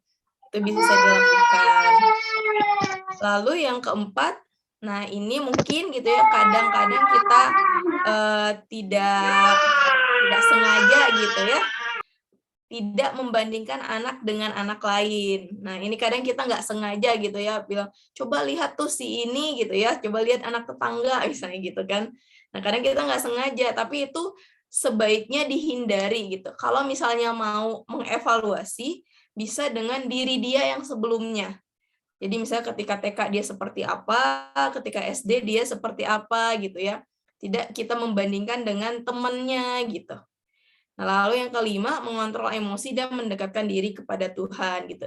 Jadi mengontrol emosi ini juga dari kita nih sebagai ayah dan bunda gitu ya, mungkin ketika berbicara dengan anak, ketika mulai memberi instruksi dan sebagainya, kita juga harus peka emosi kita saat menyampaikan ini lagi baik atau lagi kurang baik ya gitu.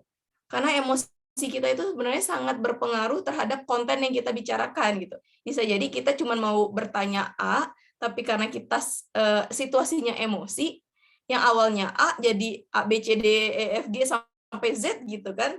Nah, anak yang menerima jadi bingung gitu ya, atau misalnya malah jadi tidak mengikuti apa yang kita inginkan gitu. Nah, itu juga kita harus perhatikan gitu ya dalam mengontrol emosi kita dan mendekatkan diri kepada Allah Subhanahu wa taala gitu. Itu terkait dengan penanaman nilai-nilai moral juga gitu kepada anak. Nah, mungkin gitu ya.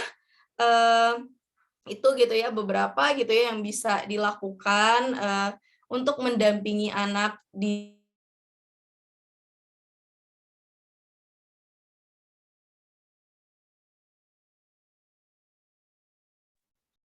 Oke. Nah, iya mungkin itu saja mungkin yang bisa saya sampaikan gitu ya. Terima kasih banyak.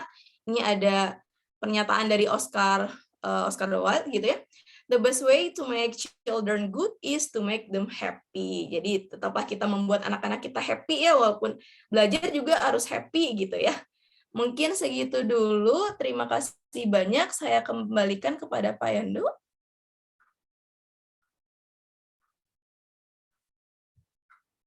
Oke, baik, jazakillah Bu Zia, jazakillah. Sungguh materi yang luar biasa ya dari Bu Zia ini pemaparannya. Intinya barusan ini ya Bu Zia ya, happy ya Bu Zia ya. Iya, jadi semua situasi harus happy ya Pak Yandu ya.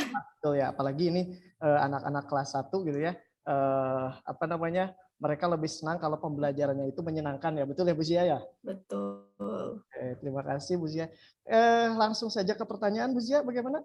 Boleh Pak. Dan pertanyaannya ini langsung saya bacakan ya bunda-bunda semua, langsung saya bacakan dari kolom chat ya. Kita langsung saja ke pertanyaan yang pertama, ini dari Bunda Azfar ya, dari kelas 1B ya. Pertanyaannya seperti ini, terkait tadi tentang rasa tanggung jawab terhadap tugas. Katanya anak saya usia 6 tahun 10 bulan, untuk tugas itu kadang-kadang harus selalu ditanya gitu ya, apakah ada tugas atau tidak. Dan kadang mungkin harus diingatkan gitu. Nah, jadi pertanyaannya bagaimana cara agar menumbuhkan rasa tanggung jawab dari diri anak tersebut ya. Juga jika dikaitkan dengan perkembangan, ini pertanyaan kedua. Jika dikaitkan dengan perkembangan usia, apakah masih dalam tahap wajar atau bagaimana? Seperti itu Bu Zia. Jadi lebih ke Oke. Siap. Terima kasih Pak Yandu gitu ya. Terima kasih juga Bunda Aska Azfar gitu ya. Kalau misalnya nih tentang gimana sih cara mengembangkan tanggung jawab anak gitu ya. Terus juga anak selalu ditanya apakah ada tugas atau tidak gitu. Kalau kita kaitkan dengan perkembangannya, itu masih wajar, Bu. Jadi memang anak usia 6 tahun 10 bulan gitu ya menuju 7 tahun memang perlu selalu kita awasi, kita tanyakan gitu ya, karena situasi SD ini juga situasi baru bagi mereka gitu ya.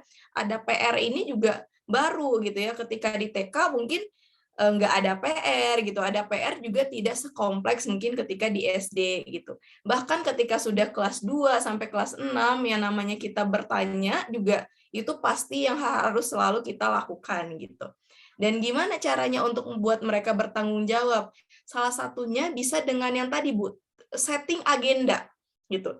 Jadi ketika sudah ada agenda kegiatan, sudah ada rincian-rinciannya gitu ya, mereka tinggal checklist. Nah, ketika mereka menceklis itu sebenarnya kita membiasakan mereka untuk bertanggung jawab terhadap tugasnya, terhadap list-list kegiatan yang dia punya dalam sehari itu gitu. Nah, itu salah satu caranya gitu ya yang bisa kita lakukan untuk menumbuhkan rasa tanggung jawab mereka. Dan Ibu nggak perlu khawatir gitu ya, karena memang di tahap usia saat ini gitu ya, memang perlu proses gitu ya. Jadi nggak langsung mungkin mereka bertanggung jawab dan lain sebagainya, karena juga masih baru sekali gitu. Seiring dengan berjalannya waktu, nanti mungkin di kelas 2, di kelas 3 udah mulai terbentuk nih polanya, pembiasaannya. Nanti juga tanggung jawab terhadap tugasnya juga mulai terbentuk gitu. Jadi memang dari awal ini kita yang harus mungkin orang tua lebih banyak effortnya gitu ya untuk mengingatkan, untuk membuat agendanya, untuk menjadwalkan, itu nggak apa-apa gitu. Mungkin itu Ibu Iya, sudah terjawab. alhamdulillah. Terima kasih Bu Zia. Betul sekali ya. Semoga terjawab dan bisa menjadi solusi bagi pertanyaan dari Bunda Aska Asfar ya. Langsung ke pertanyaan berikutnya ya Bu Zia ya. Ini dari bundanya Rashid ya. Mohon maaf kalau salah ya, Bunda Rashid dari kelas 1C katanya. Betul ya? Oh, ini ada wali kelasnya ada di sini. Izin bertanya, apabila anak suka memegang mainan saat belajar, ya misalkan membaca sambil memegang mobil-mobilan, tapi saat membaca ini tampak bersemangat ya. Malah ketika kita meminta anak ini menyimpan dulu mainannya ya, si ekspresi anak ini berubah menjadi kurang semangat gitu. Bagaimana tips yang bisa dilakukan untuk mengondisikan suasana belajar seperti itu, begitu Bunda Zia. Jadi anaknya ini ketika megang mobil-mobilan dia semangat belajar ya, tapi ketika mobil-mobilannya disingkirkan dia jadi tidak semangat, seperti itu Bu Zia. Oke, siap. Ya terima kasih Bunda Rashid. Nah ini kita lihat dulu sebenarnya konteksnya gitu ya. Jadi ketika dia belajar membaca gitu ya, apakah mobil-mobilan ini sambil dimainkan gitu ya, sambil dia juga membaca gitu. Nah itu kan sebenarnya dua kegiatan yang dilakukan pada satu waktu gitu. Nah itu perlu kita kondisikan. Atau yang kedua, dia cuma megang doang, yang penting kelihatan doang gitu ya, tapi tidak mempengaruhi proses membacanya. Jadi membacanya mah lancar, tapi dia cuma megang mobilnya aja, tapi mobilnya tidak dimainkan. Kalau itu tidak apa-apa gitu ya, karena si mobil ini tidak berpengaruh sebenarnya gitu ya terhadap kegiatan membacanya. Kalau misalnya konteksnya yang kedua gitu. Tapi kalau konteksnya yang pertama gitu ya, sambil membaca juga, sambil bermain juga gitu ya, sebaiknya dikondisikan gitu. Maksudnya kalau membaca ya membaca dulu aja gitu ya, baru bermain gitu. Kalau perlu, kalau misalnya nggak bisa banget, boleh gitu ya, misalnya sambil megang mainannya, tapi mainannya tidak digunakan. Atau kayak tadi, pakai tips yang 10 menit membaca, 5 menit main gitu. Jadi mainannya tetap ada di sekitar dia gitu ya, tapi kalau membaca ya harus membaca saja gitu. Tidak sambil memegang mainannya, tidak sambil menggerak-gerakannya gitu. Tapi mainannya memang ada di hadapan dia gitu. Nah, itu 10 menit gitu. Terus setelah itu 5 menit kita kasih waktu dia ya untuk main aja, nggak perlu membaca gitu. Itu pun seterusnya udah 5 menit di-cut terus baca lagi gitu. Nah, mungkin itu yang bisa dilakukan gitu ya. Soalnya kalau misalnya dua-duanya dilakukan dalam waktu bersamaan, takutnya gitu ya, nanti ke bawah ketika di sekolah gitu. Karena di sekolah kan nggak ada mainan gitu ya. terus juga dia harus fokus gitu ya pada satu kegiatan dan monoton gitu ya. Ini kita sekalian juga membiasakan anak untuk fokus pada situasi belajar gitu. Nah, nanti akan terpola tersendiri sendiri nantinya gitu. Gitu mungkin Bunda Rashid. Iya, terima kasih, Miss. Oh, langsung dijawab sama Bunda Rashid. Ya. Oke, sama-sama. Terima kasih Bu Zia. Dan pertanyaan yang ketiga ini, ternyata pertanyaannya baru ada 3, maka Bunda kalau mau ada yang ditanyakan lagi silahkan diketik di kolom chat ya. Ini pertanyaan yang ketiga dari Bunda Emir ya, kelas 1E. Izin bertanya, bagaimana stimulasi yang tepat untuk mengembangkan sosial emosional pada anak dan metode pembelajaran apa yang tepat untuk anak tipe kinestetik seperti itu. Oke, terima kasih Bunda Emir gitu ya. Stimulasi yang tepat untuk mengembangkan sosial emosional anak adalah dengan membawa anak ke berbagai situasi sosial, Bu, gitu ya. Jadi memang pada usia 7 tahun gitu ya, usia-usia sekarang 6 tahun lebih gitu ya, 6-7 tahun, anak inginnya sebenarnya banyak eksplor situasi sosial, eksplor lingkungan gitu. Jadi kita fasilitasi misalnya kalau pengen mengembangkan kepercayaan diri anak misalnya gitu ya, coba mungkin ibu ajak anak main-main ke Indomaret gitu ya, ke tempat perbelanjaan gitu, minta dia untuk bayar belanjaannya di kasir misalnya gitu ya. Jadi kita menanamkan rasa kepercayaan diri dengan hal-hal yang sebenarnya biasa dilakukan di situasi sehari-hari gitu. Bagi anak yang pemalu gitu ya, bagi anak yang nggak biasa bersosialisasi dengan orang luar, hal untuk ngasih belanjaan ke kasir itu merupakan hal yang sangat berat bagi dia gitu ya, butuh effort sebenarnya gitu ya. Nah, tapi itu merupakan salah satu langkah yang bisa kita lakukan untuk mengembangkan mungkin salah satunya kepercayaan dirinya gitu ya, sosial emosionalnya. Terus juga kalau misalnya dia punya adik atau misalnya punya saudara dan lain sebagainya, ajarkan untuk mengantri. Jadi ada nih porsi-porsi tertentu gitu ya, kapan gitu ya kamu boleh duluan, kapan kamu harus menunggu gitu. Nah, itu juga perlu diajarkan, perlu dilatih sebenarnya gitu ya. Mungkin ada kegiatan kelompok kah gitu ya, atau buat permainan-permainan yang mengharuskan dia untuk menahan sesuatu, untuk mengantri gitu ya. Nah, itu bisa untuk mengembangkan pengelolaan emosinya sebenarnya gitu. Banyak lagi sebenarnya ya tipe hal-hal yang mungkin sifatnya permainan gitu kan, tapi untuk mengembangkan sosial emosi anak gitu. Terus ibu juga bisa mengembangkan sosial emosinya dari bercerita. Jadi membacakan buku ketika malam gitu ya bareng anak gitu ya, buku-buku yang mengandung nilai-nilai moral, misalnya ngajak dialog, kenapa dia seperti ini, kenapa dia seperti itu bisa banget untuk mengembangkan sosial emosi. Bisa juga menonton mungkin apa sekarang, Nusarara misalnya gitu ya, kalau anak-anak sekarang, terus ibu bahas tuh, kenapa sih si Nusa kayak gitu, kenapa ya kita harus seperti itu, gitu. Nah, itu juga bisa, karena anak-anak usia kelas 1 ini memang perlu diberikan contoh konkret yang nyata, yang bisa mereka lihat, raba, atau bisa mereka dengar gitu ya. Kalau daripada yang hanya sekedar kita sampaikan secara verbal saja, Ade harus seperti ini, Ade harus seperti itu gitu. Mungkin itu baik, tapi tidak terlalu bisa untuk tidak cepat untuk diserap oleh mereka gitu. Dibandingkan dengan kita kasih contohnya langsung, kita ajak langsung ke tempat-tempatnya gitu ya, kita ajak bermain langsung gitu.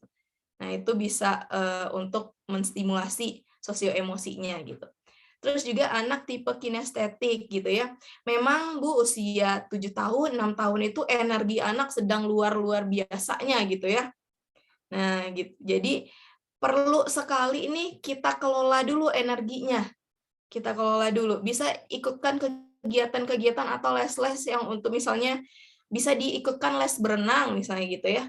Berenang itu sebenarnya juga mengasah konsentrasinya selain juga mengelola energinya.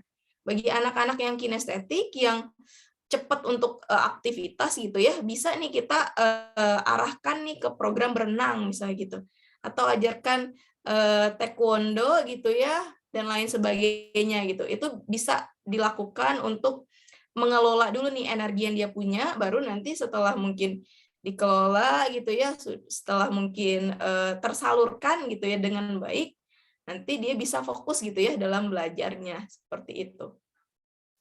Gitu. Dan tipe kinestetik gitu itu lebih cepat gitu ya, walaupun secara umum anak 7 tahun memang lebih cepat dengan hal-hal yang konkret. Jadi ada bendanya, ada gambarnya, ada suaranya. Itu akan lebih cepat untuk paham gitu. Mungkin itu untuk Ibunda Emir. Baik, terima kasih infonya ya, Miss Dia. Sama-sama, Ibu.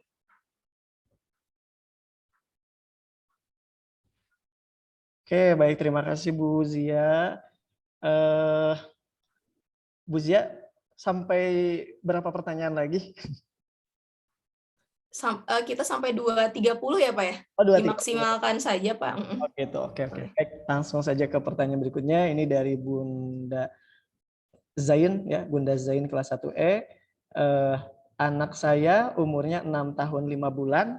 Kendala selama belajar saat di rumah maupun di sekolah itu anaknya agak sulit fokus. Selain itu, ketika berbicara atau menjawab pertanyaan masih suka tidak nyambung atau out of topik. Bagaimana cara merubah ini gitu? Begitu Bu Zia. Oke, terima kasih Bunda Zain. 6 tahun 5 bulan di rumah agak sulit untuk fokus dan lain sebagainya. Nah, yang pertama kali kita lihat adalah agak sulit fokusnya karena apa gitu.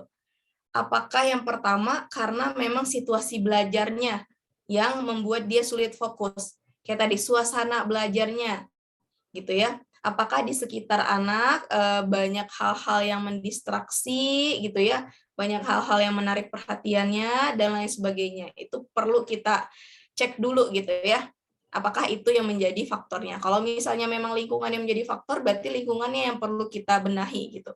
Yang kedua, apakah tipe anak kita gitu ya, memang tipe anak yang akan mudah menangkap ketika informasi tersebut diulang-ulangi berulang kali gitu. Soalnya memang ada gitu ya tipe-tipe anak gitu ya yang akan lebih bisa menangkap ketika diulangi gitu.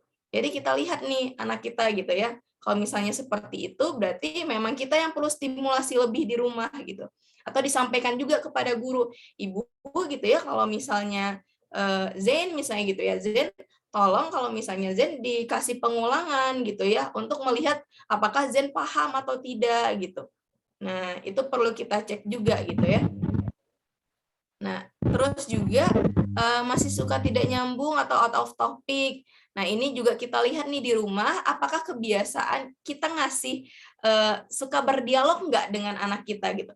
Karena biasanya anak-anak yang mungkin sulit untuk mengungkapkan jawaban atau pendapat yang tepat gitu ya, bisa jadi kurang adanya kesempatan di rumah gitu ya untuk berpendapat atau mengekspresikan diri atau seperti apa gitu. Itu perlu dicek lagi gitu ya.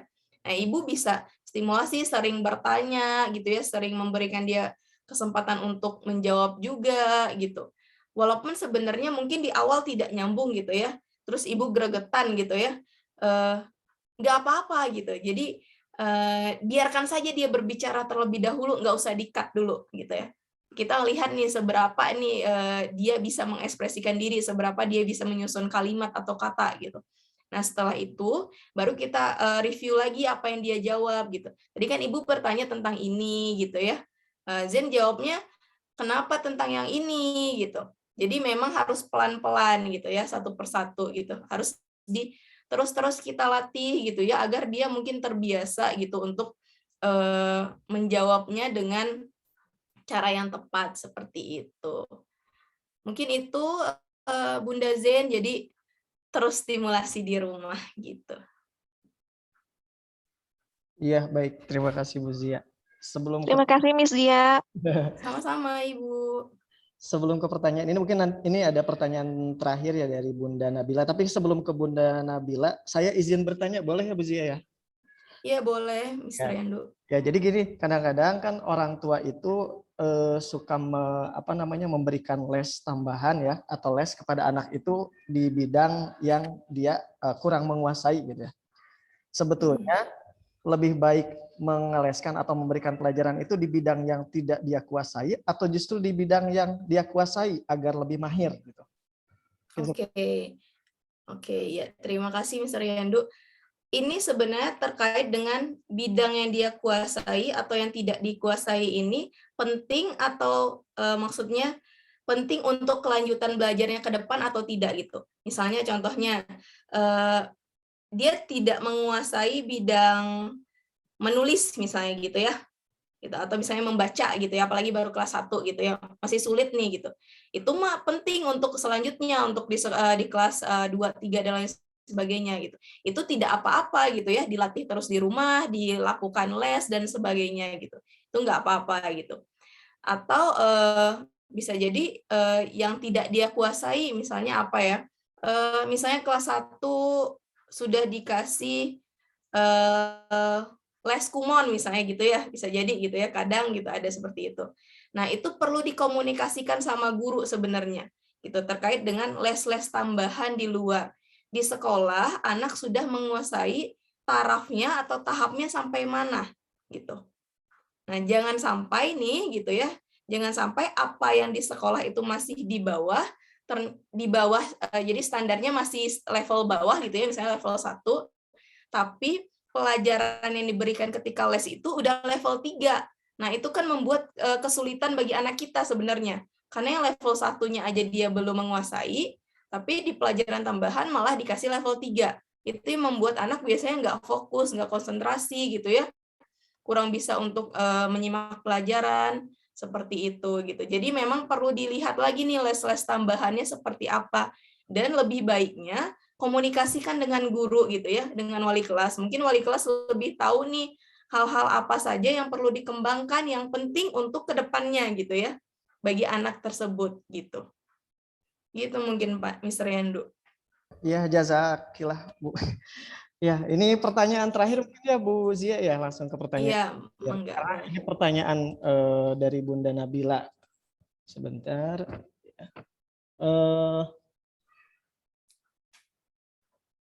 Atau mungkin saya rangkum ini, bagaimana yang dimaksud dengan mengubah sudut pandang negatif ya menjadi positif ketika anak tidak mau melakukan apa yang kita mau gitu ya. Padahal ini tujuannya kita ingin mendisiplinkan anak. Seperti itu mungkin Bu Zia. Oke, siap. Terima kasih. Terima kasih Bunda Nabila gitu ya. Ini sebenarnya terkait dengan ekspektasi kita terhadap anak gitu ya. Terkait dengan ekspektasi bunda nih, ekspektasi ayah dan bunda gitu. Kita pengen mendisiplinkan anak, itu ekspektasinya bagus gitu ya. Ya, Oke, kita ingin mendisiplinkan anak itu bagus, tapi kita perlu melihat nih cara-cara mendisiplinkan kita apakah sudah tepat atau belum sesuai dengan usianya gitu ya. Jadi untuk mengubah sudut pandang negatif menjadi positif itu gitu ya, kita perlu lihat juga apakah prosesnya atau langkah-langkah yang kita lakukan sudah tepat atau belum gitu. Kadang gitu ya, ekspektasi kita mungkin tinggi gitu, maksudnya ekspektasi kita bagus, tapi langkah-langkah yang kita lakukan kurang tepat sesuai usia anaknya. Misalnya anak kelas 1 nih, anak kelas 1 secara umum anak-anaknya gitu ya, secara tahap perkembangannya memang masa-masanya masih pengen bermain, masih pengen lari-lari, masih energinya masih meluap-luap misalnya. Tapi di satu sisi kita pengen sekali untuk mendisiplinkan gitu ya, dengan ekspektasi mereka diam di tempat, mereka melakukan apa yang kita inginkan gitu ya, mereka ikut aturan gitu. Nah, itu perlu kita sinkronkan dengan perkembangan mereka saat ini gitu. Misalnya iya, mereka memang perlu kita ajarkan untuk mengikuti aturan gitu. Tapi kita juga perlu memberikan kesempatan mereka untuk mengembangkan dirinya, untuk eksplorasi yang lari-lari tadi gitu. Jadi mengikuti aturannya mungkin bisa diberikan seperti step-step reward and punishment misalnya gitu ya. Hal-hal seperti modifikasi perilaku ketika kamu melakukan ini gitu ya. nanti kamu akan dapat bintang dan lain sebagainya gitu ya. Ketika tidak, kamu nanti akan jam mainnya Bunda batasin. Itu bisa gitu ya dilakukan gitu. Nah, kesalahan kita biasanya memaksakan gitu ya. Memaksakan mereka seperti apa yang kita inginkan gitu. Dan kita juga lupa memberikan kesempatan mereka untuk bermain, biasanya seperti itu gitu. Nah, itu sih kunci yang perlu kita perhatikan. Kita harus lihat juga tahap perkembangannya memang seperti itu gitu. Jangan sampai kita membatasi gitu ya ruang eksplorasi diri mereka gitu ya. Jadi kita juga harus menyesuaikan nih dengan tahap-tahapan perkembangan mereka juga. Seperti itu mungkin. Bunda Nabila Hasna. Oke, jazakillah Bu Zia. Sepertinya pertanyaan dari Bunda Nabila ini menutup untuk sesi pertanyaan atau sesi diskusi di kesempatan siang ini gitu. Adapun untuk pertanyaan yang lain yang belum kami bacakan, mohon maaf. Semoga saja juga pertanyaan-pertanyaan yang tadi disampaikan sama Bunda sebelumnya bisa mewakili ya pertanyaan Bunda yang lainnya. Seperti yang ini kan ada yang bertanya tentang bagaimana presentasi bermain, semoga terjawab juga dari jawaban Bu Zia barusan. Jazakillah Bu Zia. Iya Bapak. Ya, hatur nuhun pisan Iya, sudah menyempatkan untuk memberikan materi yang sangat menarik untuk kami semua, para ayah dan bunda. Jazakillah khairan kasiran. Terima kasih banyak juga untuk ayah dan bunda semua yang sudah menyempatkan diri nih di siang-siang ini gitu ya, siang-siang mendung hujan gini ya, gitu untuk menyimak gitu ya, untuk mengikuti seminar parenting ini. Semoga diharapkan gitu ya bisa diaplikasikan langsung gitu mungkin di rumah gitu ya, agar mungkin untuk pengembangan diri anak-anak kita ke depan juga. Mungkin gitu, terima kasih juga Mr. Yandu. Ya, sama-sama Bu Zia. Jazakillah khairan kasiran.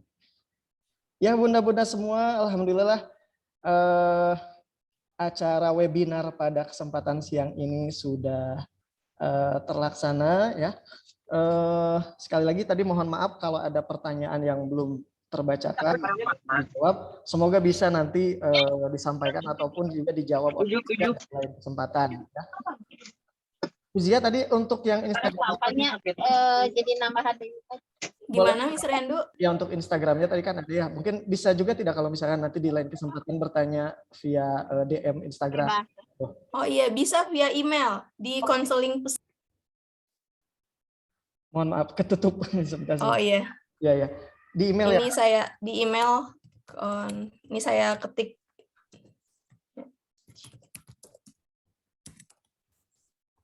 Nah, itu bisa. Oh, ya. Bisa di email ke sana ayah dan bunda. Kita akan ada sesi dokumentasi, Mr. Yandu? Betul, ada sesi dokumentasi. Oh gitu. Oke.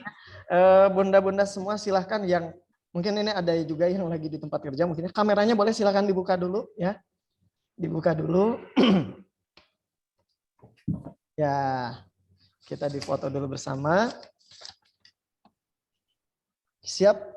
Satu, bagi yang belum dibuka kameranya, mangga silahkan dibuka dulu, bunda-bunda. Oh, kan alhamdulillah. Alhamdulillah. Sebelumnya saya pernah bertemu juga ya dengan bunda-bunda ya.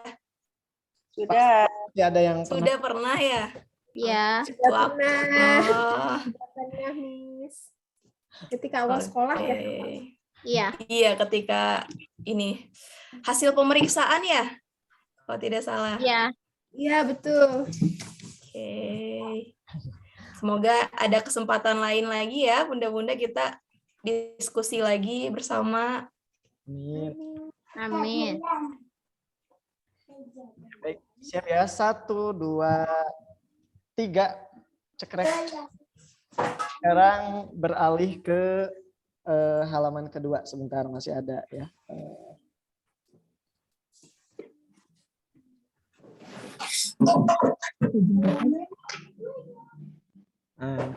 Oh ada, alhamdulillah pesertanya ada dulu.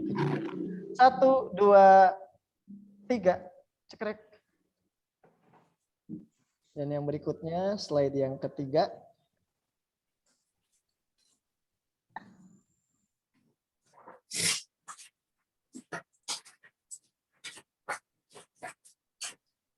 1, 2, 3.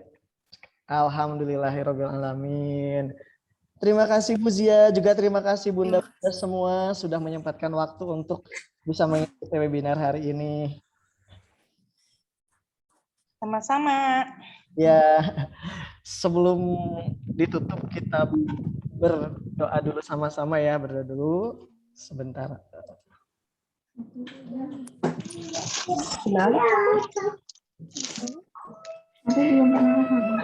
Semoga di lain kesempatan kita bisa berjumpa lagi ya dengan materi yang menarik lagi. Bunda semua, mohon maaf dari kami apabila ada hal-hal yang tidak berkenan ya. Mohon maaf dari kami apabila tadi pertanyaannya juga tidak sempat kami bacakan. Kita berdoa sama-sama. Robbana dzolamna anfusana wa illam taghfir lana wa tarhamna lanakunanna minal khasirin. Rabbana min Robbana atina fid dunya hasanah wa fil akhirati hasanah wa qina adzabannar. Amin. Subhana rabbika rabbil izzati amma yasifun wa salamun ala mursalin walhamdulillahirabbil alamin. Terima kasih bunda-bunda semua. Saya yang tadi lupa ya pas di awal saya tidak memperkenalkan diri. Saya Yandu Arifian mengucapkan terima kasih dan juga mohon maaf yang sebesar-besarnya kepada semua bunda-bunda juga Bu Zia dan semua wali kelas 1. Semoga kita semua bisa mengantarkan anak-anak kita menjadi anak-anak yang sehat, yang cerdas, Amin. soleh dan solehah. Amin. Amin. Terima kasih. Wassalamualaikum warahmatullahi wabarakatuh. Waalaikumsalam warahmatullahi wabarakatuh. Izin pamit ayah dan bunda. Assalamualaikum. Ya, waalaikumsalam. Makasih. Terima kasih, Miss Zia. Sama-sama. Ya, diingatkan kembali tadi yang belum mengisi link absensi, mangga ya. Link absensi ada di grup WA juga, mangga silakan link kehadiran. Ya, makasih Mr. Yandu. Ya, sama-sama, mangga. Assalamualaikum. Waalaikumsalam warahmatullahi wabarakatuh. Sudah bisa. Waalaikumsalam warahmatullahi wabarakatuh.